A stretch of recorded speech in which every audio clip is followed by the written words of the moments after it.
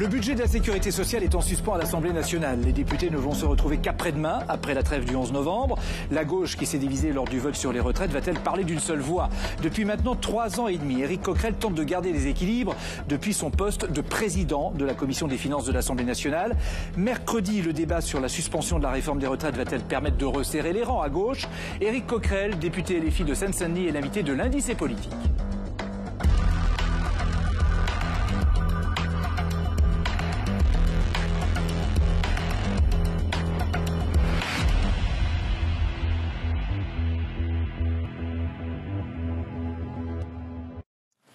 Bonsoir Éric Coquerel, merci d'être sur le plateau de LCP, l'Indice et politique. Et vous savez, je ne suis pas tout seul pour vous interroger. C'est Hervé Gattegno qui est à mes côtés en particulier, bonsoir. Radio Classique, mais aussi Elsa Mandagava. Bonsoir Elsa pour bonsoir. LCP. Bonsoir Rémi Clément pour Challenge. Bonsoir. Et bonsoir Hugo Couturier, bonsoir. Hugo au perchoir, sur la chaîne Twitch LCP Assemblée nationale que vous faites vivre, que vous animez et qui nous permettront d'avoir des réactions et des questions à destination de l'invité. Tout au long de cette émission avec vous, nous allons faire le point sur ces milliards qui volent au-dessus de nos têtes. On entend parler de ça depuis quelques jours, on ne sait pas trop bien où ça va. À l'arrivée, on ne sait pas toujours qui va payer plus d'impôts, où des coupes seront faites. Le gouvernement a choisi de laisser la parole au Parlement, mais tout le monde a du mal à s'y retrouver, y compris lui-même, le gouvernement. Nous parlerons également de la situation à gauche. Le nouveau Front populaire s'est éparpillé samedi soir lors du vote sur les recettes de la sécurité sociale. Est-ce que c'est irrémédiable? Et puis en fin d'émission, vous échangerez avec notre invité sur le rôle des patrons dans notre société. L'actualité, c'est d'abord Nicolas Sarkozy qui est sorti de prison aujourd'hui. Il est d'ailleurs rentré chez lui en tout début d'après-midi. Vous voyez le cortège qui le raccompagnait à son domicile. Après 3 semaines passées à la santé suite à sa condamnation dans le cadre du financement de sa campagne présidentielle de 2007 et des liens qui ont été tissés entre son entourage et Mouammar Kadhafi pour solliciter des fonds libyens. Lors de son intervention devant le tribunal ce matin, en visioconférence depuis sa cellule, l'ancien président de la République a reconnu que la prison était très dure, était même un cauchemar. On va entendre son avocat maintenant. Cette décision est une application normale du droit, du code de procédure pénale. C'est une étape. La prochaine étape, c'est le procès en appel. Et notre travail maintenant, désormais, à Nicolas Sarkozy et à nous, c'est de préparer cette audience d'appel. Éric Coquerel, la libération de Nicolas Sarkozy, c'était une évidence. Ça vous a pas surpris ? Alors non, ça ne me surprend pas. Sur le principe, ça ne me choque pas. Par contre, il y a des milliers de personnes qui sont exactement dans sa situation, en détention provisoire, et qui, pour les mêmes raisons que lui, ne sont pas libérées parce qu'ils pourraient rencontrer des gens, etc. Donc je note que lui l'est, alors qu'il y a des milliers de personnes dans la même situation que lui ne le sont pas. C'est ça qui me chagrine un peu. Donc pour vous comprendre, vous êtes content pour lui, mais la situation est anormale. Non, je suis content pour la justice, parce que moi, la détention provisoire, vous savez très bien que c'est pas ce que nous défendions. C'est-à-dire, et c'est les amis de M. Sarkozy qui ont durci le code pénal, fait en sorte que les juges, justement, appliquent davantage ce genre de décision. Donc, quelque part, c'est un boomerang. Bon, il se retrouve dans une situation où, encore une fois, ça ne me choque pas, cette liberté, évidemment, sous condition. Mais par contre, il a de ce fait eu un traitement particulier par rapport à des milliers de personnes qui, dans sa situation, restent en détention. Mais tant mieux pour lui, finalement, quelque part. Mais d'accord, mais vous me permettrez, au-delà de tant mieux pour lui, surtout que je crois que les conditions de détention étaient loin d'être dorées, c'est le moins qu'on puisse dire, mais tant mieux pour lui. Mais moi, je trouve que dans ces cas-là, des milliers de personnes devraient bénéficier des mêmes conditions. Il a interdiction. Quand même une chose. Oui, allez-y. Non, allez-y. Non, allez-y. Il a interdiction d'entrer en contact, avec le ministre de l'Intérieur, de la Justice, Gérald Darmanin. Est-ce que c'est aussi un rappel à l'ordre, à la fois pour le ministre de la Justice qui est allé lui rendre visite, par exemple? Ouais, je crois que c'est un peu un pied de nez du juge, parce qu'effectivement, il est venu lui rendre visite. Moi, j'avais trouvé ça anormal. Voilà, je trouve que c'était une façon de l'exécutif de se mêler de la justice et on voit en plus que c'était doublement anormal, puisque M. Darmanin est une des personnes qu'il ne peut pas voir. D'ailleurs, je ne sais pas pourquoi c'est pas étendu à M. Macron, cette histoire. C'est-à-dire qu'il ne puisse pas non plus rencontrer M. Macron, parce que c'est à peu près le même genre de rapport. Bon, voilà, je trouve que le juge a fait un pied de nez assez intéressant. C'était un retour de boomerang, vous diriez? Oui, bien sûr. Nicolas Sarkozy était à l'isolement, en permanence, avec 2 officiers de sécurité près de sa cellule. C'est des dépenses en plus, parce que tout le monde n'a pas droit à ça. Mais c'est une question que je vous pose, parce que vous êtes spécialiste des finances. Est-ce que vous allez demander si ça a coûté cher ou... Non, je ne me suis pas posé cette question. Je me suis dit que, par contre, c'était un peu une défiance par rapport aux gardiens de prison et au personnel pénitentiaire. C'est ça qui me gêne plus, si vous voulez. C'est-à-dire que Nicolas Sarkozy soit seul dans sa cellule, qu'il soit peut-être davantage surveillé vu son statut ne me choque pas, mais je me dis que le personnel pénitentiaire aurait très bien pu, j'allais dire, assurer cette mission, et que c'est un peu une défiance un peu particulière. Est-ce que c'est des dépenses pour rien? C'est ça que je vous posais comme question, puisque vous êtes président de la commission des finances à l'Assemblée. Vous êtes je suppose que les 2 policiers qui sont très certainement des policiers qui sont aussi...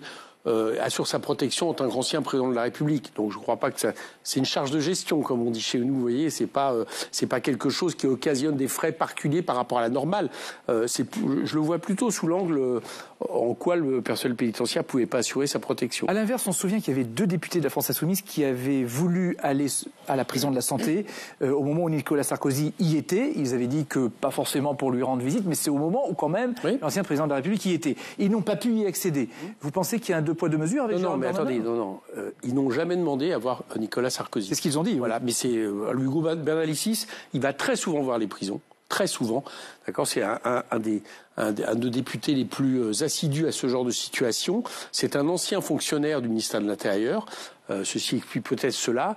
Et ce qu'il a expliqué, c'est qu'il voulait attirer l'attention des conditions en prison en profitant du fait que Nicolas Sarkozy étant à la santé, inévitablement des médias y s'y intéressaient. Il n'a pas pu y aller. Et il a réussi son... Non, mais il n'a pas cherché à aller voir Nicolas Sarkozy. Il n'a pas pu aller à la prison. Les cadres de l'administration pénitentiaire disent qu'ils ont demandé à voir la cellule de Nicolas Sarkozy. Non, ils ont demandé à voir les conditions de détention, mais ils n'ont pas demandé à voir Nicolas Sarkozy pour la bonne raison, et vous le savez, c'est que pour voir un prisonnier, il faut faire la demande avant.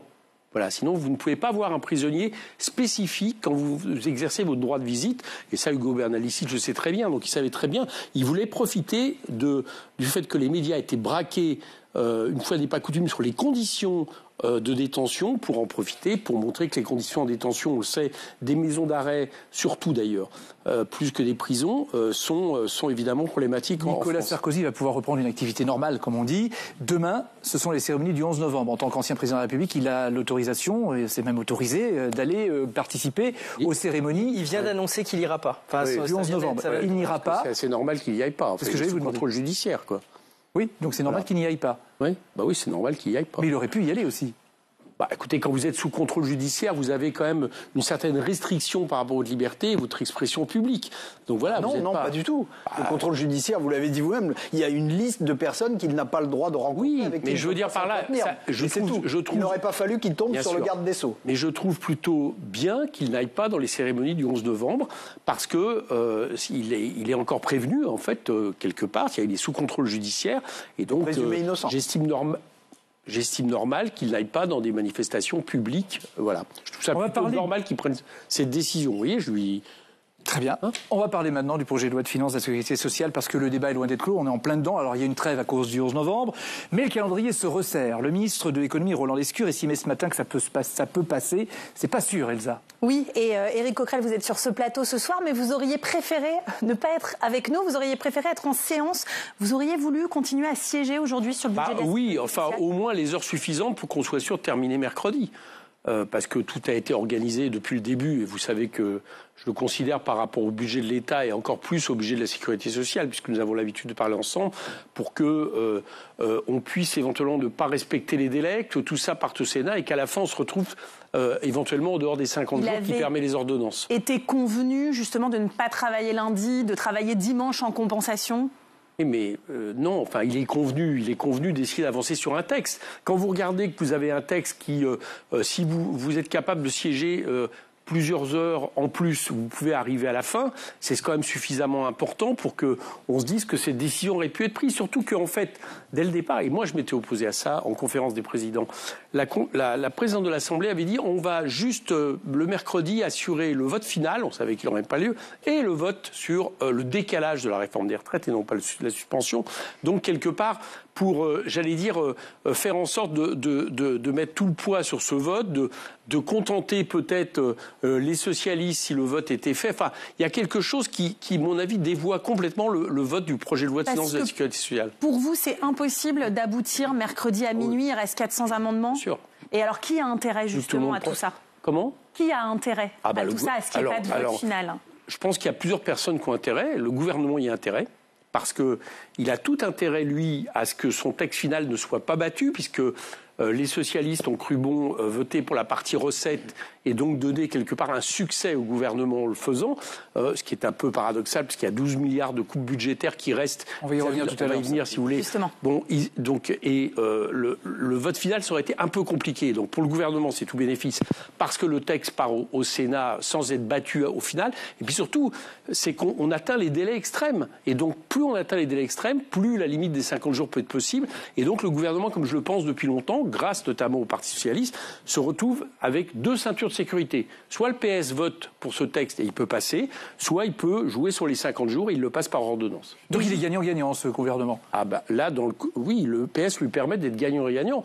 Mais on peut aussi, nous, on va essayer aussi évidemment de déjouer ça. Sauf que vous n'aviez pas voté, vous avez voté contre la partie recette. Oui. Si la partie recette avait été rejetée, le texte aurait été envoyé directement au Sénat. Oui, les socialistes, par exemple, voient une incohérence chez vous à dire on voulait plus discuter des dépenses, mais maintenant qu'on discute, il nous faut plus de temps. Non, parce que battre la partie recette, c'est battre le texte. D'accord? Et nous pensions nécessaire d'infliger une défaite externe parce que nous le trouvons mauvais. Il inflige, je vous le dis, des coupes budgétaires encore très drastiques, même si elles ont été légèrement réduites. Hein. La copie, c'était 0/20 au départ, elle est à 5/20 maintenant, d'accord? Donc elle n'a pas la moyenne. Et donc il était normal de battre ce texte. Nous regrette que c'est pas été possible grâce au Parti socialiste, encore une fois. Alors on va revenir sur les histoires. À cause du Parti socialiste. On va revenir sur l'histoire d'argent en détail tout à l'heure. Mais d'abord, on va se projeter sur après-demain avec un débat très attendu, c'est celui sur la réforme des retraites à 64 ans, suspendue ou pas. Hervé. Donc ce débat va bien avoir lieu. Le gouvernement l'a fait inscrire mercredi à 15h. Le groupe de la France Insoumise a annoncé qu'il allait voter contre la suspension de la réforme des retraites. Comment est-ce que vous justifiez devant vos électeurs que vous vous opposez à la suspension d'un texte que vous avez toujours combattu? Est-ce que vous n'êtes pas dans une complète incohérence? Si c'était une suspension, ça serait un moindre mal et on pourrait en parler, mais ce n'est pas une suspension. Vous le savez très bien. Les gens qui vont voter pour ce texte vont voter pour un décalage de 3 mois, mais voter aussi pour la première fois sur le fait que la retraite à 64 ans est validée par l'Assemblée. Parce que dans l'article, il y a ça. C'est-à-dire que l'Assemblée, jusqu'à maintenant, n'a pas voté cette réforme, vous le savez, puisqu'il n'y avait pas la majorité. Elle a même voté, on nous a empêchés de voter lors d'une niche où il y a eu obstruction contre notre niche, le fait que nous l'abrogions, mais il y a eu des résolutions l'abrogeant. Et là, pour la première fois, ça veut dire que les députés sont appelés, sous prétexte d'un décalage de 3 mois, à voter le principe de la retraite à 64 ans pour la génération 69. Donc nous y sommes opposés, nous dénonçons ce leurre, et nous ne sommes pas seuls parce qu'il se trouve qu'à la CNAM, il y a eu un avis des syndicats et que la CGT, Force ouvrière, la CFTC, la CGC cadre ont dit qu'ils n'étaient pas favorables à ce texte. Comment on le justifie? On est du côté des syndicats ouvriers. Il n'empêche que, vous le savez bien, arithmétiquement, il y a toutes les chances que cette suspension soit votée. Est-ce que vous ne faites pas quand même un magnifique cadeau à un autre parti d'opposition qui est le Rassemblement national et un parti qui était votre partenaire mais qui ne l'est plus tout à fait, c'est-à-dire le Parti socialiste? Alors déjà, on va continuer à parler de décalage. Moi, de ce point de vue-là, je suis sur la ligne de M. Macron. Monsieur Macron, pour les bénéficiaires, c'est quand même mieux que le texte antérieur. C'est mieux. Alors, on va y revenir. On va voir ce qui sera voté au Sénat. Parce que jusqu'à maintenant, dans le texte, là pour l'instant ça a été changé à l'Assemblée, mais comme le gouvernement compte beaucoup sur le Sénat pour revoir la copie et qu'on n'aura plus tellement après la possibilité de modifier tout ça, je vous rappelle que la copie initiale c'était 3 mois de décalage et en échange c'était tous les retraités qui voyaient leur pension baisser plus la retraite complémentaire. En gros, les retraités payés par leur pension, c'est 3 mois de décalage. Bon, donc déjà le bénéfice, on verra à la fin ce qu'il en restera. Mais surtout, j'allais dire que vous savez très bien à quoi sert ce leurre. Ce leurre sert à faire passer tout le reste d'un projet de loi de finances de sécurité sociale qui est insupportable, qui fait payer à l'hôpital des coupes budgétaires absolument terribles au lieu d'aller chercher des recettes pour la sécurité sociale. Donc, comment voulez-vous qu'on justifie de voter 3 mois seulement de décalage, Le fait qu'on valide par le vote la retraite à 64 ans, ce que nous n'avions pas été jusqu'à maintenant, tout ça pour faire passer un projet de loi de finances de la sécurité sociale qui reste un musée des horreurs. Comme vous le savez, c'est pas la position du Parti socialiste qui considère qu'il obtient au fil des discussions des avancées. Si à la fin, néanmoins, il y a certaines avancées dans le texte et que la suspension est adoptée, est-ce que vous n'aurez pas perdu ce petit bras de fer contre les socialistes ? Écoutez, vu ce qui se passe, moi je regarde un petit peu comment, même si je n'y attache qu'une importance relative, enfin, quand tous les sondages disent la même chose, ça dénote quelque chose. Et là, vous regarderez M. Faure, la manière dont il est en train de décrocher dans l'électorat de gauche, c'est assez intéressant. Et puis il y a aussi ce que me disent les gens dans la rue, dans le métro, dans ma circonscription. Pour la suspension de la réforme des retraites, les Français sont largement favorables. Non, si vous leur dites, est-ce qu'on est pour suspendre la réforme des retraites ? Est-ce qu'on est pour abroger la réforme des retraites ? Vous allez voir que les gens sont encore plus. Voilà. Mais si vous leur dites, en réalité, c'est un décalage de 3 mois qui vous fait avaler un projet de loi de finances de la sécurité sociale absolument catastrophique, vous allez voir qu'à mon avis, leur avis est plus près des syndicats que du Parti socialiste. Mais ce que vous dites sur le Parti socialiste, c'est intéressant. Vous me dites au fur et à mesure. Mais moi, ce que j'observe, c'est qu'au fur et à mesure, ils font partie du socle gouvernemental. C'est ça qui est en train de se passer. Parce qu'il y a eu plusieurs points, puis que plusieurs points mis bout à bout, ça fait une ligne. Bon, il y a le fait qu'ils n'ont pas censuré M. Bayrou pour des clopinettes en février dernier. Ils ont permis aux macronistes de se prolonger. Il y a le fait qu'ils n'ont pas censuré M. Lecornu et son budget des horreurs, qui lui a permis d'aborder le débat tel que nous connaissons aujourd'hui. Il y a le fait qu'ils gagnent du temps, ils ont permis de gagner du temps par différents stratagèmes, qui fait que le projet de loi de finances de la sécurité sociale, dont ils ont adopté les recettes, se prolonge. À la fin, si vous voulez, je ne vois plus très bien ce qu'il y a d'opposition dans leur stratégie. Chacun ses responsabilités, on n'a pas été élu pour ça, en fait. Le PS se proclame comme la gauche utile. Ça ferait de vous la gauche inutile. Qu'est-ce que vous répondez à ça ? Oh, écoutez, ils se proclament gauche utile, gauche de gouvernement. Enfin, ce type de gauche utile dans lequel replonge le Parti socialiste, ça fait 1,74% aux dernières présidentielles. Donc, si vous voulez, moi, je ne trouve pas que ça soit très utile pour la gauche. Ils sont sur la même voie. C'est-à-dire que s'ils continuent à faire des compromis... Alors là, je le dis très sincèrement. Moi, je vais vous le dire, j'en suis d'autant plus désolé parce que très clairement, voir le Parti socialiste revenir sur des valeurs de gauche dans la NUPES ou la NFP, j'étais un de ceux qui étaient vraiment satisfaits de cette évolution. Voilà.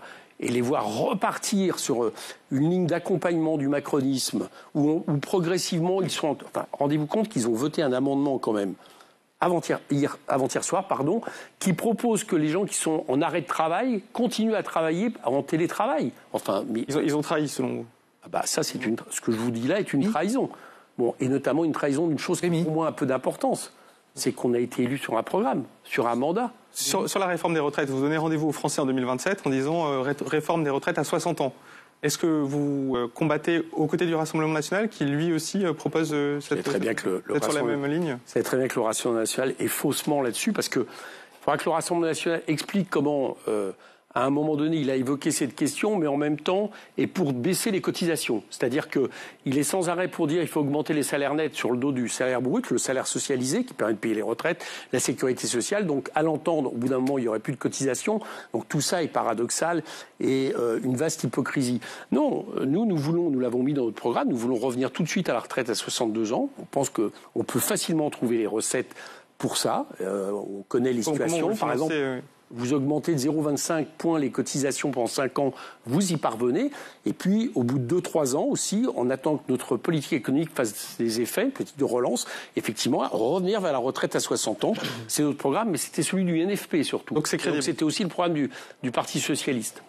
Oui, Monsieur Coquerel, il y a une question de Drapeau qui vous demande pourquoi refuser à ce point de mettre à contribution les retraites alors qu'ils ont un niveau de vie globalement bien supérieur à ce que les actifs actuels n'auront jamais. C'est vrai qu'il y a une vague un peu de fond chez certains qui appellent à plus taxer les retraités ou à baisser en tout cas leur retraite. Comment vous réagissez à ça ? Je leur dis de ne pas tomber dans le piège de M. Bayrou, parce que c'est M. Bayrou qui a commencé à jouer là-dessus. On oppose les générations. Alors je vous fais remarquer une chose. En moyenne, les retraités ont, une fois qu'ils sont à la retraite, moins de revenus qu'ils n'avaient en tant qu'actifs. Bon, premièrement. Deuxièmement, franchement, c'est pas du côté des retraités qu'il faut chercher les privilégiés de notre société. Même les retraités qui gagnent plus de 4 000 € par mois. Oui, alors d'abord, vous savez combien il y en a ? Je sais pas, mais il y en a. L'extrême minorité. Ouais. L'extrême minorité. Donc, mais est-ce que vous dites qu'il ne faut pas faire de différence entre les retraités ? Non, je dis qu'il ne faut pas faire les différences au niveau des gens qui vivent de leur retraite, parce que les ultra-riches de ce pays qui ont bénéficié des années Macron et que nous voulons effectivement imposer davantage, je vous assure qu'ils ne vivent pas de leur retraite. D'accord ? Donc ceux dont nous parlons, c'est les salariés, et pour la très grande majorité, c'est des revenus qui sont modestes ou qui sont juste suffisants pour vivre. Donc je ne crois pas que ça soit là-dessus. Mais je vais vous dire aussi, c'est pas seulement un problème de justice fiscale, c'est un autre problème. C'est qu'aujourd'hui, la consommation intérieure, elle baisse depuis 2 ans. La consommation intérieure, c'est le cœur de l'économie française. Pour moitié, c'est le PIB. Si vous commencez à attaquer le pouvoir d'achat, et notamment des retraités, je vais vous dire que vous allez mettre plein de départements français qui reposent beaucoup, justement, d'un point de vue économique sur les retraités, dans une situation absolument catastrophique. Ceux qui ont les résidences secondaires aussi sur le littoral, hein, ça existe aussi. Oui. Elsa, parce que tout le monde a des idées. C'est très bien que vous parlez d'une minorité. Non, je vous assure, allez sur les littoraux, vous allez voir. Je vais vous répondre. Il y a une manière d'aller les imposer autrement que de diminuer leur retraite.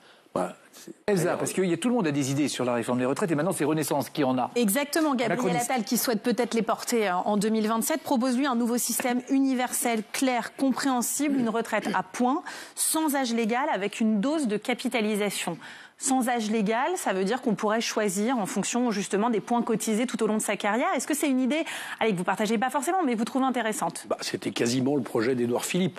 Avant qu'il intègre l'âge pivot qui a fait... Oui, mais enfin, c'était quasiment. Et il faut faire remarquer que tous les syndicats, sauf la CFDT pour être honnête, y étaient opposés. Moi, j'y suis opposé aussi. Je pense que c'est très important qu'il y ait un âge légal de départ à la retraite où les gens peuvent partir à la retraite. Voilà, pour moi, ça reste. Et puis, comme vous dites, une dose de capitalisation. Or, moi, j'entends quand même les députés de M. Attal, dans nos réunions, nos commissions et autres, ne pas arrêter. Ils parlent très peu de la retraite à points, ils parlent beaucoup de la retraite par capitalisation. Donc je pense que derrière ça se cache la casse, en réalité, de la retraite par répartition. C'est ça qui est derrière ce genre de... Là, une idée, c'est de donner 1 000 € à chaque Français, un fonds de capitalisation que les parents pourraient abonder. Et voilà, c'est pour partir d'un petit peu de capitalisation chacun. Moi, je suis pour conserver le système né en 1946 de la sécurité sociale, c'est-à-dire où c'est adossé sur les richesses produites par le travail, les cotisations salariales, les cotisations patronales. S'il faut peut-être en plus taxer, comme nous l'avons proposé, c'est-à-dire faire cotiser les dividendes, au moins dans une période où les choses sont un peu compliquées, il faut le faire. Mais je ne suis pas pour aller au-delà. Voilà, je suis pour rester sur ce système. Mais là, il y a un déficit structurel qui est annoncé par la Cour des comptes. La situation n'est pas du tout en passe de s'améliorer. Donc, vous parlez des retraites ou de la sécurité sociale ? Du système des retraites. Donc là-dessus, il faut bien trouver des solutions. Oui, mais il y a des solutions. Alors déjà, moi, je reste sur ce qu'avait rappelé l'ancien président du corps, avant qu'il soit débarqué par Mme Borne, puisque ça lui avait déplu, et qui était venu dire ici, dans une commission que j'avais organisée pendant la grande mobilisation des retraites, que la question des retraites, c'était pas un problème de dépenses, mais une question de recettes, comme d'ailleurs le budget de l'État. Ce que je veux dire par là, c'est que même dans les prévisions, les retraites restent à 13-14% du PIB. C'est ça qui est bon. Par contre, on a moins de recettes. Alors pourquoi on a moins de recettes ? Pour plein de raisons. On a moins de recettes parce qu'on peut peut-être penser qu'on peut légèrement augmenter les cotisations. Parce que la part des revenus du capital, depuis maintenant quelques années, au niveau de la répartition des richesses, prend de plus en plus sur le monde du travail. Donc il faut répartir autrement. Donc il faut augmenter les salaires. Donc il faut créer de l'emploi. Et puis, je vous l'ai dit aussi, on peut peut-être prendre des mesures de taxation du capital. Et de ce point de vue-là, on aura les recettes nécessaires. On va parler de la sécurité sociale, le budget de la sécurité sociale, Rémi, parce qu'il faut savoir qui va payer aussi. C'est toujours la question. Oui, justement. Sur le texte tel qu'il est aujourd'hui, on a constaté certaines améliorations. Pas de hausse de la CSG sur les retraités et les chômeurs, pas de taxe sur les tickets restaurants, une hausse de la CSG sur les revenus du capital. La copie est améliorée, non ? Qu'est-ce qui le compte n'y est pas pour vous ? Il reste à peu près 7 milliards de prix, parce qu'on ne sait pas très bien où est le milliard que le gouvernement entend concéder sur les hôpitaux. Il reste de l'argent pris sur les affections longue durée, c'est-à-dire par exemple des gens atteints du diabète se feront dérembourser en partie. Vous avez des incitations financières pour que les hôpitaux soient plus efficients sur les soins, on sait ce que ça veut dire. Vous avez la limitation des arrêts maladie, etc. Donc il y a plein de mesures, en gros pour 12 milliards, qui continuent en réalité à être des coupes budgétaires. On va revenir sur les 12 milliards tout à l'heure, parce que ça vaut un détail. Mais Rémi. Et tout de même, ce sont les députés qui votent et qui prennent ces décisions. Est-ce qu'il ne faut pas respecter la démocratie parlementaire? C'est un peu la vision de la 6e République de Jean-Luc Mélenchon. Très bien, allons jusqu'au vote sur le PLFSS alors. Vous irez un moment... respecter la démocratie parlementaire, allons-y. Peut-être que vous irez un moment ou un autre sur le vote. Oui, peut-être, mais je doute qu'on y aille jusqu'au vote, je vais vous dire pourquoi. Ou alors, sauf si le gouvernement s'est assuré du vote du Parti socialiste. D'accord? Mais sinon, j'en doute parce qu'il sait que son budget... C'est quelque chose que vous pressentez? Vous pensez que le gouvernement a dealé avec le Parti socialiste? Ah oui, bien sûr. Oui. C'est pas quelque chose que je pressens. Il suffit de regarder les couloirs de l'Assemblée nationale pour voir avec qui discute le Parti socialiste. C'est comme ça que ça marche. Ils discutent plus avec les groupes du NFP, sauf pour essayer de les convaincre de voter avec eux sur la partie recette. Ils discutent plus avec les membres du gouvernement. Il y a déjà un accord, et avec M. Attal. Donc oui, j'appelle ça dealer. Il y a déjà un accord. Il y a déjà un accord, d'après vous? En tout cas, pour l'instant... C'est négociation ou il y a déjà un accord? Non, pour l'instant, on voit bien qu'il y a un accord qui est en train de se mettre en place, qui était le fait de participer au fait de gagner du temps pour qu'on ne vote pas le texte, qui était de faire après le conclave avec M. Bayrou, on a eu le décalage, c'est-à-dire la pseudo-suspension. Bah oui, c'est un accord, que je vous dis. Le gouvernement s'est tout de même engagé à transmettre les amendements votés sur le texte au Sénat. Ça, c'est pas un gage de bonne volonté de leur part? Non, et c'est une obligation à partir... Enfin non, c'est pas une obligation. C'est pas une obligation qui a été respectée au Non, pour être honnête, c'est pas une obligation puisqu'ils peuvent mettre les amendements qu'ils veulent si le texte n'est pas adopté. Donc il y a une part de conciliation. Et d'ailleurs, c'est intéressant ces questions parce que vous remarquerez qu'Amélie de Montchalin, il y a quelques jours, tout d'un coup, quand elle s'est exprimée dans la presse, elle n'a imaginé qu'une solution, celle-ci. C'est-à-dire, elle a dit... Je fais en sorte que tous les amendements qui ont été votés passent. Et bien, la seule solution pour pouvoir prendre cette décision, c'est que le texte soit où on dépasse le temps. Donc, vous voyez bien que c'était quelque chose qui était planifié à l'avance. Moi, je lui dis, tiens, c'est bizarre. Comment se fait-il que vous n'imaginez pas que le texte soit battu ou passe? Bon, donc je pense que tout ça a été prévu à l'attente. Mais donc, c'est très bien. Sauf que là où il y a de l'hypocrisie, c'est qu'on sait très bien ce qui va se passer au Sénat. C'est que les amendements, que ce soit ceux du PLF ou du PLFSS, au Sénat où il y a la droite a une majorité, tous les amendements, on va dire, qui sont des amendements de gauche, des amendements progressifs, vont, à mon avis, être éliminés au profit d'une version encore plus dure du texte. Pas de conciliation. Donc elle peut toujours dire je les enlèverai pas. Elle nous a fait le coup sur les recettes, excusez-moi, du budget de l'État.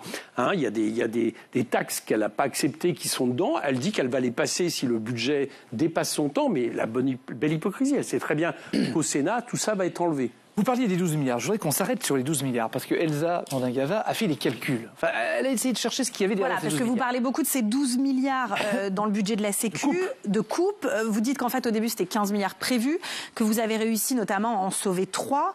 Dans ces 12 milliards, par exemple, vous comptez l'année blanche et le gel des pensions pour à peu près 7 milliards d'euros. Ça, vous le savez, Sébastien Lecornu l'a dit, il acceptera les amendements qui suppriment ces dispositifs. Donc en fait, est-ce que c'est pas plutôt 5 milliards? D'accord, sauf que je vous ferai remarquer que l'effort au total dans les 44 milliards qui étaient prévus, ramené à 40, qu'on a enlevé les 2 jours fériés, c'était pas 15 milliards, c'était 20 milliards du côté de la sécurité sociale. Voilà, notamment, et vous le savez, par exemple, ont été, y compris, alors il y a des choses qui sont venues en plus, il y a des choses en moins. Par exemple, on continue à exonérer davantage les heures supplémentaires. Ça, c'est un coût. Par exemple, on a pris certaines mesures en termes de dépenses qui s'ajoutent. Donc, nous, notre calcul, c'est celui-là. Moi, je veux bien confronter ensemble le calcul. Non, c'est que dans ces 12 milliards, moi, je me suis fait confirmer qu'effectivement, vous comptez, par exemple, le gel retraite et minima sociaux. Ça, on sait que normalement, le gouvernement a dit on va revenir dessus. Non, dans les 12 milliards qu'on met, le gouvernement va finalement Qui vous a confirmé qu'on enlevait le gel, qu'on comptait encore le gel? Un député insoumis, je lui ai demandé exactement ce qui comptait dans ces 12 milliards-là. Qu'on compte, c'est la liste que je vous ai donnée tout à l'heure. Plus, par exemple, le fait je vous dis, d'exonérer les heures supplémentaires, etc. On arrive à ce calcul parce qu'au départ, c'était 20 milliards. Et vous avez raison de dire qu'il y a environ 7 à 8 milliards d'euros, notamment les gels, qui sont pour l'instant mis de côté. Est-ce que vous pensez donc que le gouvernement va retrouver des mesures pour compenser c'est déjà, c'est ça aussi que... oui, il faudrait des mesures. Mais pour l'instant, il y en a pas. Mesures... Attends, alors ça, c'est un problème plus global, d'accord? Là, vous m'interrogez sur un problème plus global. C'est qu'est-ce qui devrait être fait pour la sécurité sociale? Bien. Par rapport, vous savez que la Cour des comptes vient de faire un rapport qui dit qu'il y a 23 milliards de déficit. Partons de là. Nous, on pense que, par exemple, les 19 milliards que coûte la caisse d'amortissement de la dette, la CADES, on pense qu'il y a dans cette CADES à peu près les 3/4 des sommes qui sont des dettes de l'État faites pendant le Covid qui n'auraient pas dû être imputées sur la sécurité sociale. Donc nous sommes pour que l'État reprenne cette dette qui est illégitime vis-à-vis de la Sécu, en plus qui coûte plus cher parce qu'on ne peut pas rouler la dette. Nous pensons qu'il faut que toutes les exonérations soient compensées. Il y a environ 5 milliards qui ne le sont pas. Nous pensons que le gouvernement aurait dû trouver les recettes pour le Ségur de la santé qu'il a lui décidé et qu'il n'a pas fait. Autrement dit, il y a déjà une part des sommes qui pourraient être trouvées. Et puis après, je vous le dis, nous ne sommes pas pour, nous sommes pour envisager une légère augmentation des cotisations. Nous sommes pour que les dividendes soient mis à cotisation et on permet ainsi de ne pas aller toucher les dépenses de santé. Hervé. Il y a quelques mois, vous prétendiez gouverner avec les autres partis de gauche. On voit bien au fil des débats budgétaires qu'il n'y a pas dans cette Assemblée nationale de majorité de gauche et il y a même de moins en moins de possibilités d'entente entre vous et les socialistes. Alors, c'était quoi? C'était un coup de bluff ou vous êtes surestimé?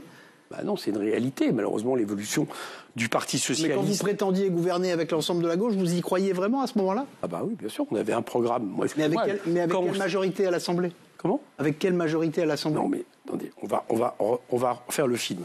Quand on sort... Ça risque d'être long, alors on va passer. Non, mais rapidement. Quand on sort du NFP, on a un programme signé ensemble de gouvernement.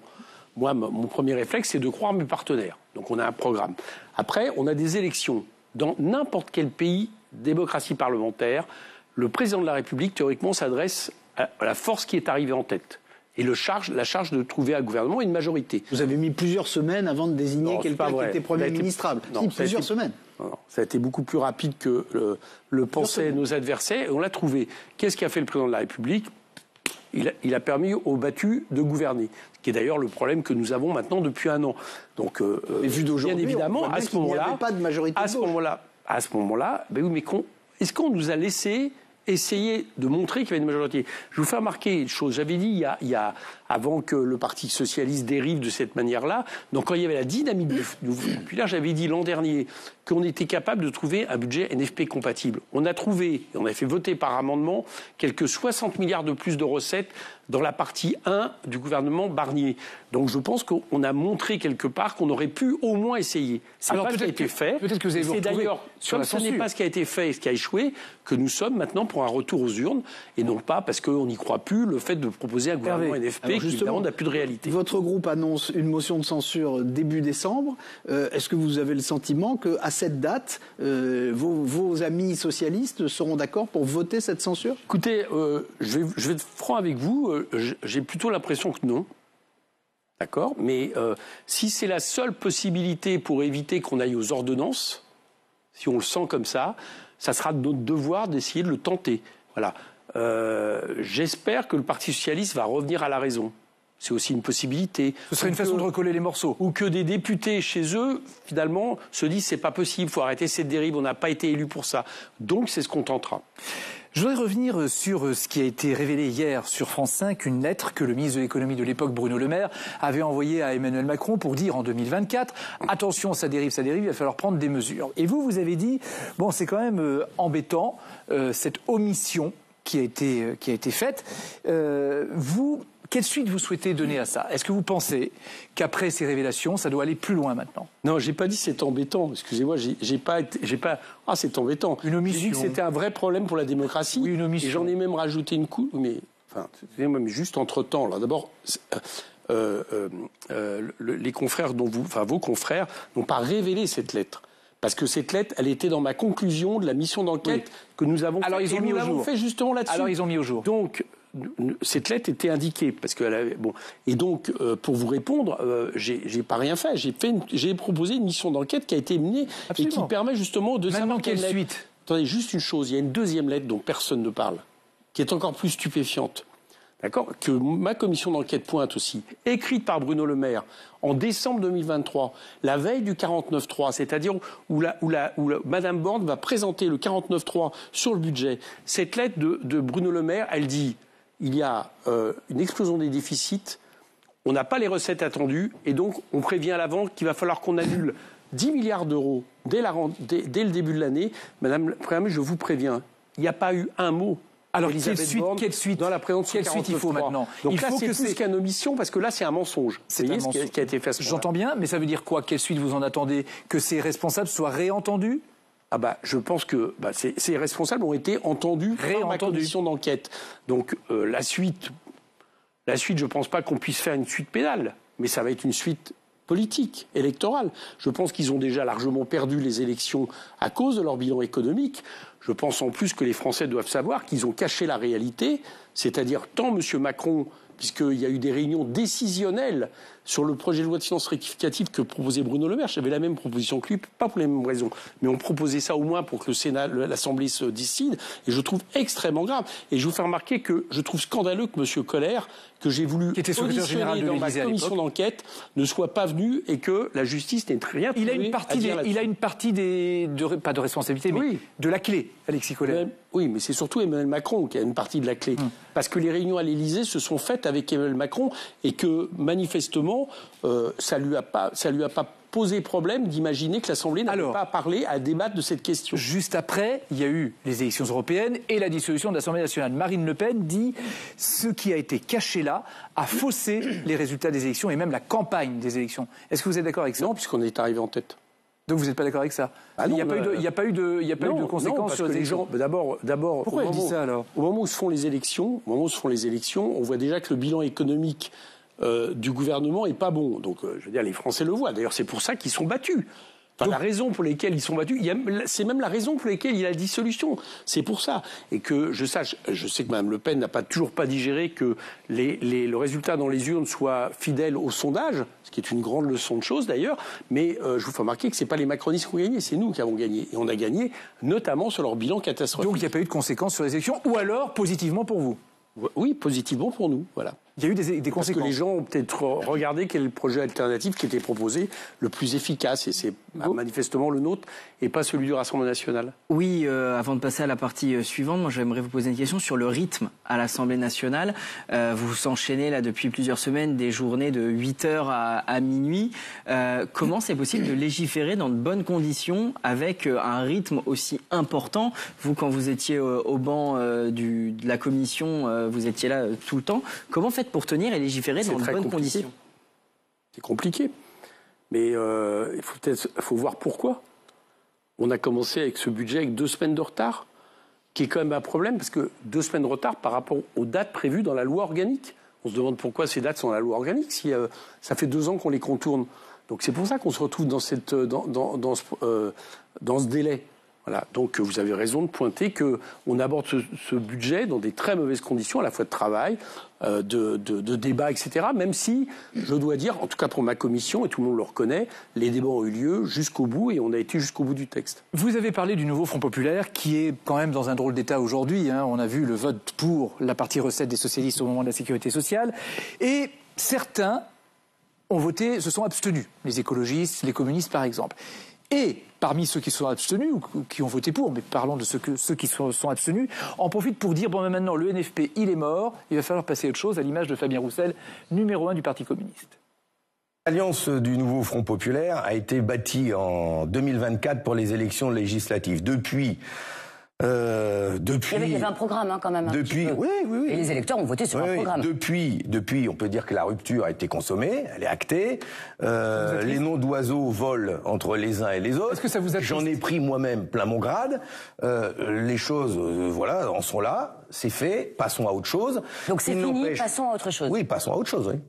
Il faut passer à autre chose que le NFP. Ouais, enfin, il n'a jamais été pour le NFP. Je vous dis, M. Roussel, il n'a jamais été. Oui, mais enfin bon. Il a été contraint de l'accepter et heureusement, il ne vote pas parce que son groupe, le groupe communiste à l'Assemblée GDR, a des votes bien plus responsables. Un peu divisés. Oui, d'accord, mais il a un positionnement plus responsable que le sien.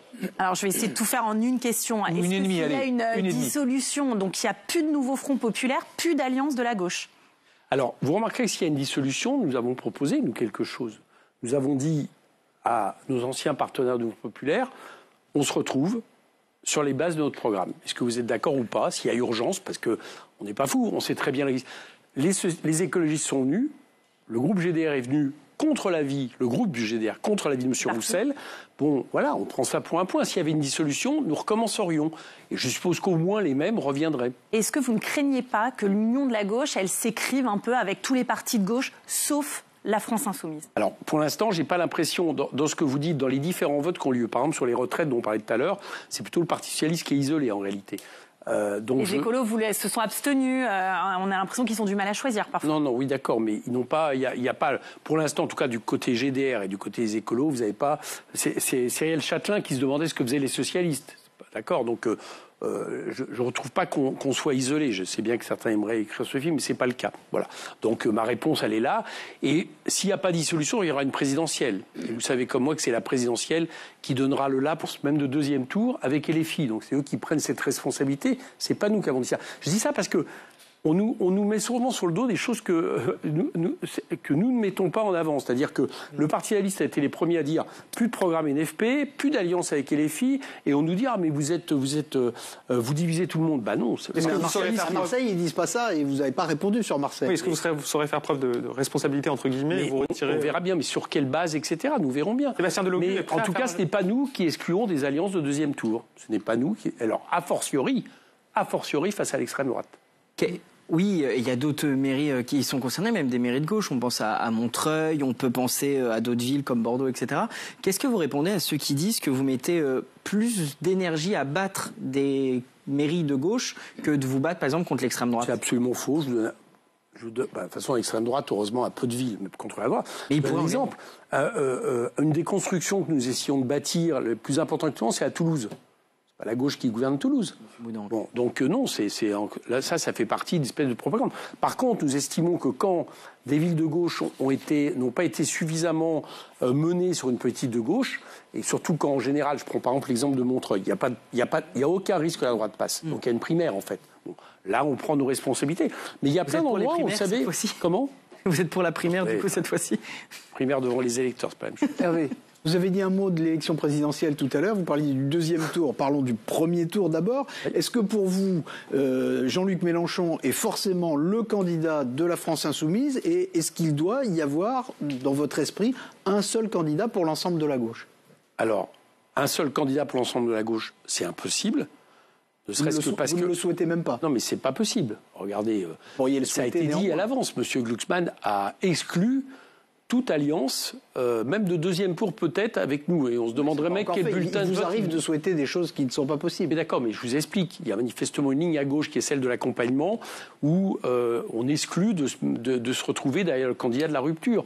C'est pour ça d'ailleurs qu'on ne croit pas aux primaires, parce que les primaires, aussitôt que vous avez l'un des camps justement qui gagne, les autres s'empressent de partir ailleurs. C'était M. Valls par rapport à M. Hamon lors de l'élection présidentielle de... Et s'agissant de Jean-Luc Mélenchon, je pense que Jean-Luc Mélenchon est notre meilleur candidat. Je pense que Jean-Luc Mélenchon est notre meilleur candidat. Sauf que lui a dit que ce sera lui ou quelqu'un d'autre. Oui, ça pourrait être vous. Vous me posez cette question. Moi, je vous pose la question, ça pourrait être vous. Alors attendez, la relève, elle est possible. Il y a suffisamment de personnalités, vous le savez comme moi. Vous en faites partie. Mais pour l'instant, vous en faites partie. Pour l'instant, moi je considère que Jean-Luc Mélenchon est notre meilleur candidat. Oui, mais lui, il dit ça peut être quelqu'un d'autre. Oui, mais c'est des questions qui, du coup, pour moi, ne se posent pas. Voilà. Ah bon, ça se pose pour lui, mais pas pour vous. Non, attendez, vous me demandez mon avis. Oui. Alors quand Jean-Luc Mélenchon viendra ici, vous lui demanderez son avis. D'accord. Moi, mon avis, c'est que Jean-Luc Mélenchon reste notre meilleur candidat, que j'ai tendance à penser que dans un an, il sera encore en capacité d'être notre meilleur candidat, et à partir de là... Et qu'il fait semblant de dire qu'il y en aura un autre. Non, c'est pas ce que je vous ai dit. Je vous pose la question. Vous me demandez la question à moi, je vous dis que Jean-Luc Mélenchon étant notre meilleur candidat, je pense que dans un an, ça sera également le cas. Et donc, j'ai pas très envie de partir sur quelque chose qui, pour moi, paraît assez... Vous pensez que c'est dans un an, donc ça veut dire que vous avez abandonné l'idée d'une démission du président? Non, on n'a pas abandonné l'idée, et notamment la volonté. Maintenant, je regarde ce qui se passe. Alors, je vais être très clair. Ce que sont en train de faire les socialistes, notamment, j'allais dire, fait reculer la possibilité d'un vote qui permette justement de bousculer davantage encore le macronisme et donc d'imposer une nouvelle élection. Et vous savez que notre préférence, c'est pour l'élection à l'élection présidentielle. Je peux vous assurer que si ça vient, on va quand même le tenter. Je vous l'ai dit, on va poser une motion de censure. Si on arrive à les battre, nous reviendrons très rapidement sur l'idée d'une réélection présidentielle, parce que c'est de là tout part. Et très franchement, j'ai pas envie que pour mon pays, on ait encore à souffrir pendant 1 an et demi de la situation dans laquelle nous sommes. Donc dans ces cas-là, on y reviendra.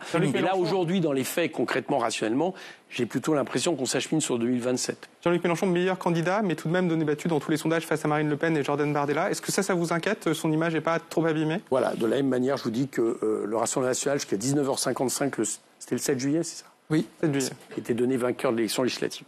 Donc vous pensez qu'il a une possibilité de battre le... Excusez-moi, mais sinon on ne se présenterait pas aux élections et on n'envisagerait pas les autres deuxième tour si on pensait qu'on ne pouvait pas battre le Rassemblement national. Maintenant, on va parler de ce qui va se passer aussi demain à Paris. Au-delà du 11 novembre, le président de la République va recevoir Mahmoud Abbas, qui est le président de l'État de Palestine. On disait l'autorité palestinienne, maintenant on dit l'État de Palestine.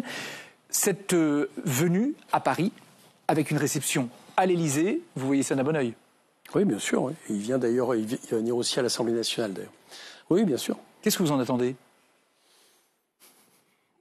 J'en attends un geste de plus sur la question de la reconnaissance de l'État de Palestine. Mais enfin, dans la situation actuelle, ce qui me désole le plus, c'est que depuis le soi-disant cessez-le-feu, il y a eu 250 personnes tuées à Gaza par l'armée israélienne. Et que donc, manifestement, on en parle beaucoup moins. Et qu'en réalité, l'occupation continue. Le massacre continue. En Cisjordanie, la colonisation s'accroît encore. Donc j'ai l'impression que c'est bien de recevoir le président de l'autorité palestinienne, mais ce qui serait mieux, c'est de prendre des mesures pour faire lâcher prise à Israël.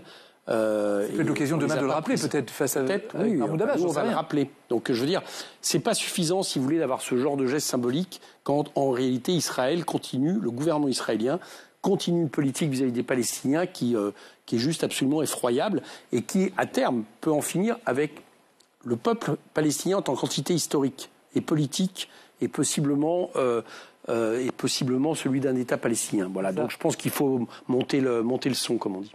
Donc il y a quelqu'un qui a dit ça, oui. Oui. Mme Dany, le maire de New York. C'est pour ça que j'exprime ça. Il sera reçu, Mahmoud Abbas, par Emmanuel Macron, et vous l'avez dit, il sera à l'Assemblée mercredi. Emmanuel Macron qui a aussi semé un peu le trouble sur la question du Mercosur, en se disant plutôt positif sur la possibilité d'accepter l'accord avec des fameuses clauses miroirs. Le Mercosur, vous l'avez mis à l'agenda de votre niche parlementaire, votre journée d'initiative parlementaire, pour demander un vote à l'Assemblée. Elle était majoritairement contre le Mercosur, cette Assemblée. Est-ce qu'elle a changé, à votre avis? Non, elle n'a pas changé. J'espère qu'il va passer. Enfin, c'est incroyable ce qu'a fait Emmanuel Macron, quoi. C'est contre tout avis. Alors là, à mon avis, la population, les syndicats, j'ai vu que la FNSEA venait encore de réagir très fortement. L'Assemblée nationale est majoritairement contre. Et le président de la République est en train de tourner Kazakh et dire maintenant, il est possible de le faire sur des clauses. Je rappelle que les clauses, c'est des clauses exceptionnelles qui seraient prises par la Commission européenne. Enfin, c'est sidérant. Est-ce que vous pensez que ce que vous avez proposé dans votre niche parlementaire, puisqu'on dit comme ça, va être voté à l'unanimité, comme ça a été le cas lors d'un précédent vote? Je l'espère. J'en appelle vraiment à tous les groupes qui sont en désaccord d'utiliser notre niche, qu'ils oublient que c'est les filles pour certains qui la présentent, mais d'utiliser notre niche pour dire la France n'acceptera jamais de signer le traité du Mercosur. Est-ce que vous pensez qu'Emmanuel Macron avait peur que la France soit isolée aussi par sa position? Comment vous expliquez ce changement? Ou parce qu'il pense vraiment avoir obtenu gain de cause sur ces clauses miroirs, justement? Peut-être parce que idéologiquement, ça reste un libre-échangiste forcené, qu'est-ce que je vous dise, qui ne correspond pas du tout à la situation du monde tel qu'il se dessine aujourd'hui, avec Donald Trump et autres. Donc pourquoi fait-il ça alors que tout va contre ce genre de geste? Moi, je ne fais pas la psychologie d'Emmanuel Macron, mais en tout cas, c'est une erreur de plus du président de la République. Oui, Monsieur Coquerel, on va commémorer dans quelques jours les 10 ans des attentats du 13 novembre qui a endeuillé la France entière. Qu'est-ce qui reste de l'après 13 novembre, des commémorations qu'il y a eu? Qu'est-ce qui nous reste dans l'état politique et la France actuelle? J'ai quand même l'impression ce que j'aimerais, c'est possiblement un moment d'unité comme ça a eu lieu à l'époque et au moment des attentats contre Charlie, et de toujours se rappeler ce qui s'est passé pour toujours dire plus jamais ça, quoi. Voilà, j'ai pas d'autre, si vous voulez, c'est-à-dire qu'il y ait une population qui à la fois ne sombre pas, j'allais dire, dans la stigmatisation d'une population, parce que c'est ce que cherchaient les terroristes en réalité. C'est-à-dire qu'il y a une stigmatisation des musulmans, et malheureusement, je veux dire que l'islamophobie dans le pays grandit, donc il y a un peu une réaction par rapport à ça, mais une réaction aussi de recueil, d'hommage. Enfin voilà, ce qu'on peut attendre d'une nation. Enfin, je pense que ça reste une blessure béante. Une blessure béante. Donc moi j'y serai évidemment au Stade de France puisque c'est dans ma circonscription et que, vous le savez, ça a été malheureusement un des lieux de ces massacres. La gauche et les patrons, c'est une vieille histoire de lutte des classes ou bien face à face entre deux visions de la société. On voit ça comme on veut. Notre invité qui va nous rejoindre tout à l'heure, en tout cas, va échanger avec vous dans un instant sur ce qu'il estime qu'il devrait faire. Il dit, lui, qu'il faudrait plutôt ménager les chefs d'entreprise. Son portrait par Marco Pommier. Face à vous, Éric Coquerel, le décodeur des patrons. Journaliste économique, ancien directeur de la rédaction de Challenge, aujourd'hui directeur de la publication du magazine. Voilà plusieurs décennies qu'il décortique les stratégies et les contradictions de nos grands patrons français. Bernard Arnault, Carlos Tavares, Patrick Pouyanné ou encore Vincent Bolloré. Effectivement, on ne peut pas nier que les grandes entreprises françaises réussissent bien, notamment à l'étranger. Et à côté de ça, on se rend compte que les Français ne leur reconnaissent pas ces qualités, ne le créditent pas de cela. Alors dans son livre, il pose une question volontairement provocatrice. Les patrons sont-ils des monstres? En apportant cette réponse. Bien sûr que ce sont des monstres, mais ce sont des monstres d'efficacité. Des patrons sous pression aussi, pris en étau entre actionnaires, salariés, opinion publique et contraintes économiques. C'est l'opinion de notre invité qui défend cette idée. Sans eux, pas d'investissement et donc pas d'emploi. Notre invité ne veut pas parler à la place des patrons, il veut qu'on les écoute, à commencer par ces 800 dirigeants qui dénonçaient la semaine dernière dans une tribune la folie fiscale votée à l'Assemblée en plein débat budgétaire. Ce soir, Éric Coquerel, il vient vous interpeller. Face à vous, Vincent Beaufils.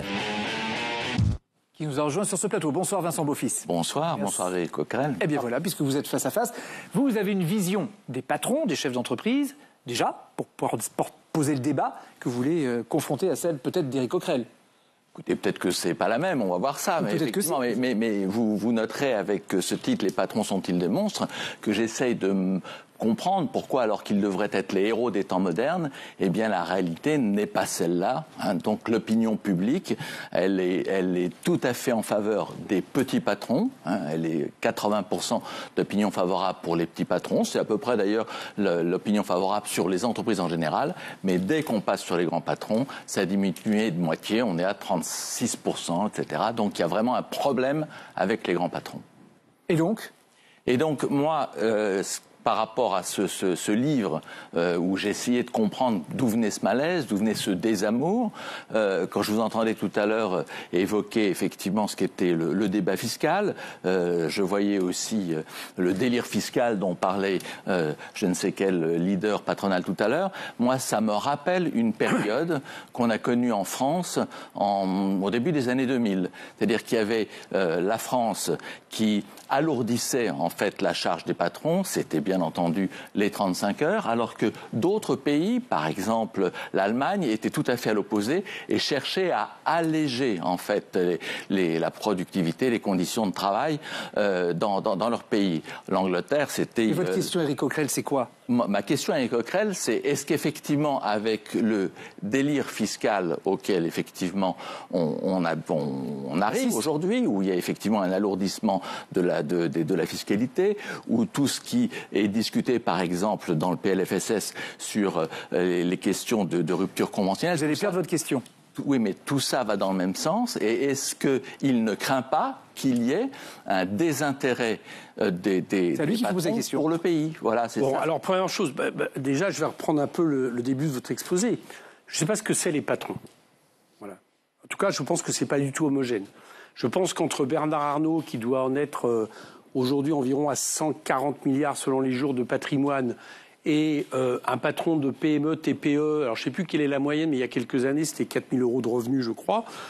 Pour moi, ce n'est pas la même chose. C'est d'autant moins la même chose, figurez-vous, que la plupart des petits patrons sont souvent en bout de chaîne, des gens qui subissent aussi en réalité l'enrichissement des actionnaires des très grandes entreprises. Parce que souvent, c'est des clients, c'est des donneurs d'ordre, etc. Et qu'ils sont parfois obligés, moi je l'ai fait cette expérience, j'ai été chef d'entreprise, ils sont obligés à certains moments de baisser leurs marges Voilà, donc de la même manière que les salariés sont victimes de ça, eux aussi le sont par rapport à des taux de profit qui s'envolent au niveau des actionnaires. Donc pour moi, c'est déjà, je dis attention à penser que c'est la même chose. Et donc c'est la même chose sur la question fiscale. Vous parlez de délire fiscal. Mais le délire fiscal, c'est le fait que vous avez quelques centaines de Français dans ce pays, 0,001%, qui payent moins d'impôts que la plupart des Français de ce pays, alors qu'ils sont immensément riches. C'est-à-dire qu'ils sont à peu près, toutes taxes confondues, à 25% de taux d'imposition, quand la moyenne des Français, en gros, c'est 50% si je tiens compte de tous les impôts, y compris TVA. Bon, bah ça, j'estime pas ça normal. Alors, c'est pas normal d'un point de vue de la justice fiscale. Vous parlez des délires fiscaux, puisque la plupart des taxes qu'on a proposées, c'est là-dessus. Mais en même temps, ça nous prive de dizaines de milliards de recettes. Si nous les avions, on pourrait, par exemple, investir dans l'économie. On pourrait investir dans la planification écologique. On pourrait investir dans l'industrie. Ça serait bon pour les carnets de commandes des PME, des TPE, des entreprises même de taille intermédiaire, etc. Mais ce n'est pas possible parce que ces gens-là nous prennent de recettes. Alors quand on parle de... Donc pour moi, ce n'est pas les mêmes intérêts. Alors vous dites, j'ai bien compris, vous dites qu'il y a deux catégories de patrons, après tout, même plusieurs. Enfin, tout le monde n'est pas homogène, il n'y a pas des patrons. Vincent Beaufils, ce que vous avez étudié aussi, vous dites aussi, des patrons, ça a changé aussi dans l'histoire, enfin récemment. Et c'est ça, effectivement, qui est exact, c'est que pourquoi les patrons ont changé ? Parce qu'effectivement, ils sont devenus beaucoup plus dépendants des actionnaires et qu'effectivement, ils ont... Pourquoi je faisais cette référence tout à l'heure à ce qui s'est passé au début du siècle, c'est qu'effectivement, on leur a demandé des résultats plus élevés et les marges étaient en train de se réduire en France. Et moi, ce que je reviens avec ma question avec Éric Coquerel, c'est est-ce que dans cet ensemble de climat, je pense effectivement, bien entendu, au débat sur la taxe Zuckman, on ne va pas le faire ici, mais je pense effectivement à tout ce qui a été décidé récemment, il y a une forme de, pas simplement d'inquiétude, d'insécurité, mais de désintérêt pour le pays. Et ce qu'on a connu avec la désindustrialisation, c'est le fait que des grandes entreprises ont décidé d'aller dans d'autres territoires. Est-ce que ça, vous n'avez pas la crainte qu'on renaisse une période où effectivement il y ait de la part des entreprises, si on considère qu'elles sont importantes pour le pays, qu'elle ait une forme de désamour pour la France? Deux petites choses. Vous citiez le début des années 2000, c'est intéressant. Pour vous, le problème, c'est les 35 heures. Moi, au début des années 2000, mon problème, c'est le PDG d'Alcatel. Vous savez, celui qui a expliqué qu'il fallait des industries sans usines. Alcatel n'existe plus aujourd'hui. Et que son groupe valait 1 euro, je me souviens. Voilà, c'est ça. C'est-à-dire qu'il y a eu, de la part des grands patrons, enfin certains grands patrons français, une espèce de fuite en avant sur le fait qu'il fallait même plus d'usines dans ce pays. Donc la responsabilité, à mon avis, si vous voulez mon avis, elle est plutôt de ce côté-là. C'est moins le cas aujourd'hui. C'est moins le cas aujourd'hui. Mais pour que ça soit moins le cas aujourd'hui, faudrait-il encore qu'il y ait des politiques qui, justement, fassent en sorte de bénéficier aux producteurs de richesse, aux entrepreneurs, aux salariés, et non pas à ceux qui, en un tour de main, peuvent gagner 19 milliards d'euros en une journée, comme M. Arnaud l'a fait l'autre jour, uniquement pour la montée d'actions qui sont parfois déconnectées de l'économie réelle. Non mais je le dis, c'est vraiment important parce que... Attendez, je vous réponds, Vincent Beaufils. Est-ce que vous savez vous le savez parce que vous êtes au travail à Challenge, vous savez que le taux implicite de l'imposition en France, c'est-à-dire des entreprises, c'est-à-dire le taux de l'impôt sur les bénéfices réellement produits, il est de 14,7% pour les grandes entreprises, contre plus de 20% sur les PME. C'est-à-dire qu'on a une situation où les PME payent plus d'impôts que les grandes entreprises. Moi, je trouve pas ça normal. Moi, je voulais vous dire que, bien entendu, la désindustrialisation dont je parlais est à la racine du désamour et de la mauvaise opinion que les Français peuvent avoir pour les grands patrons. Mais je voudrais vous demander une question par rapport, là encore, à des sondages. Il y a 69% des Français qui disent que, oui, les grands patrons participent au développement économique du pays, mais il y a 66% des Français qui considèrent que parfois les grands patrons prennent leurs décisions pour leur intérêt personnel. Vous, est-ce que vous acceptez effectivement que, comme 69% des Français, ces grandes entreprises, ces grands patrons participent à la réussite économique du pays? Oui, bien sûr. Et je considère...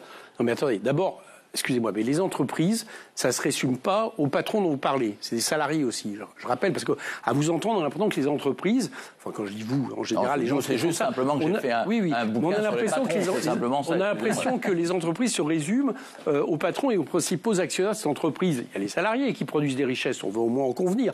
Donc que les entreprises, les grandes entreprises participent à la richesse du pays, mais c'est évident. À partir du moment où vous incluez les salariés dedans, et en premier lieu, parce que c'est quand même eux qui travaillent et qui produisent les richesses. Après, il y a la valeur ajoutée, et vous avez la part du capital qui se prend dessus. Mais, et je vais même vous dire une chose, j'accepte de penser que les chefs d'entreprise, alors ça dépend de leur qualité, prennent une part de cette réussite. Mais ça ne justifie pas le fait que les richesses qu'ils ont accumulées, ils doivent payer... j'allais dire, un taux d'imposition normal. Là, vous êtes d'accord avec ça, c'est tout ce que je dis. Mais je pense que les patrons payent tout à fait un taux d'imposition normal. On a dévié avec la taxe Zuckman vers les propriétaires et Mais attendez, la taxe Zuckman, je rassure tous les patrons qui nous écoutent. Parce que la plupart...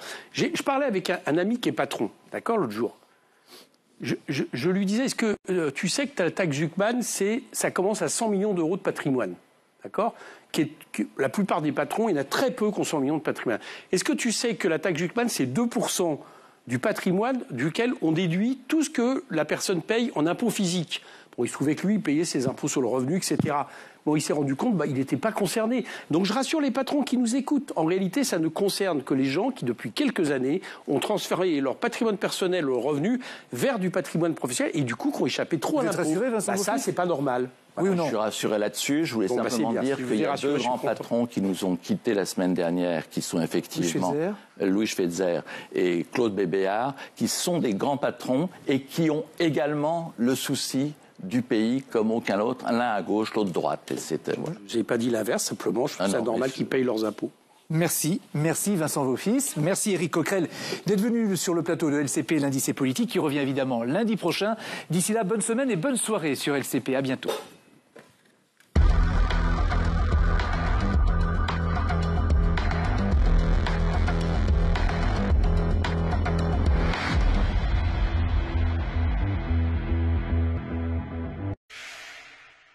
Débat doc présenté par Jean-Pierre Gracien dans un instant.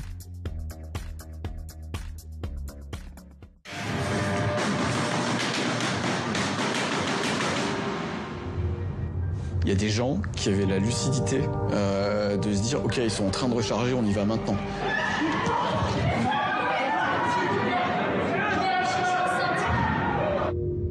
C'est donc au Bataclan